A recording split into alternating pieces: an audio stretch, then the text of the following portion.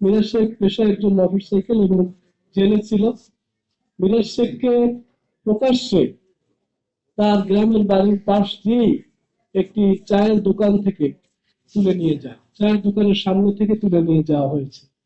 এবং সেটি আমরা যখন শুরুতে জেনেছি, শুরু থেকে জানার পরে আমরা চেষ্টা করেছিলাম যে আইন শৃঙ্খলা রক্ষাকারী বাহিনী এটির বিরুদ্ধে ব্যবস্থা গ্রহণ করবে এবং প্রকৃত সত্য উদ্ঘাটনের জন্য একটু অনুসন্ধান করবে।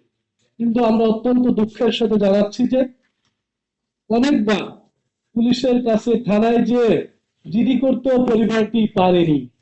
অবশেষে পুলিশ 23শে এপ্রিল একটি জিডি গ্রহণ করে, যে জিডিতেও পুলিশ যেভাবে সাজিয়ে দিয়েছে ঠিক সেভাবে একটি জিডি হয়েছে, যেখানে বলা হয়েছে শুধু মিরাজ তার বসত বাড়ি থেকে নিখোঁজ হয়েছে।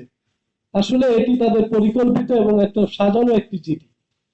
এরপরেও পুলিশ আজও পর্যন্ত এই বিষয়ে কোনো তদন্ত প্রতিবেদন জনসম্মুখে প্রকাশ করতে পারেনি।